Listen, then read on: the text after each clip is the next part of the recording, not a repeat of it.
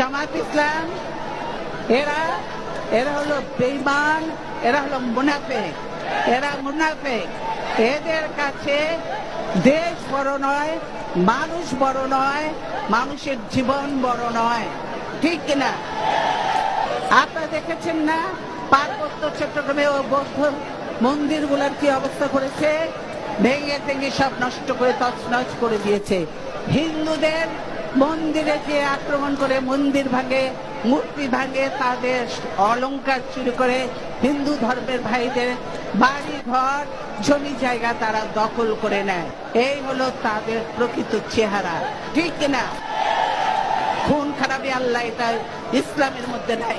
ইসলাম হলো সবচেয়ে পবিত্র ধর্ম, শান্তির ধর্ম। এই দুনিয়ায় শেষ নয়, এরপরে যেই দুনিয়া সেটাই হলো আসল, সেখানেই বিচার হবে। আল্লাহ তাআলা কাউকে মাফ করবে না খারাপ কাজ। 1971 সালে এই মাটির সাথে রক্ত মিশে আছে আমাদের মুক্তিযোদ্ধাদের। বুকের রক্ত, তাজা রক্ত ঢেলে দিয়ে মুক্তিযোদ্ধারা এই দেশকে স্বাধীন করেছেন। এই যেই দলটি সম্পর্কে আপনাদেরকে সজাগ থাকতে বলছি, আমরা দেখেছি তখন কি ভূমিকা ছিল তাদের। যদি তাদের ভূমিকা সেই সময় দেশের পক্ষে থাকতো, যদি তাদের ভূমিকা সেই সময় দেশের জনগণের পক্ষে থাকতো, তাহলে লক্ষ লক্ষ মানুষ শহীদ হতে হতো না। আজ এত মানুষকে শহীদ হতো না 1971 সালে। আজ তারা বলছে অমুককে দেখেছেন, তমুককে দেখেছেন, আমাদেরকে দেখেন এবার, বলছে না?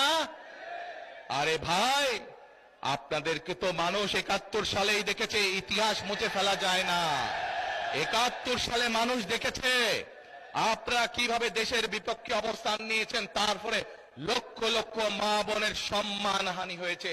71 সালে দেশের মানুষ দেখেছে আপনাদের ভূমিকার কারণে এই দেশের লক্ষ লক্ষ শহীদ মুক্তিযোদ্ধা শহীদ হয়েছেন, অনেক মানুষ পঙ্গু হয়েছেন। কাজেই আপনাদেরকে আমরা আরো 50 বছর আগে দেখে ফেলেছি আপনাদের ভূমিকা কি।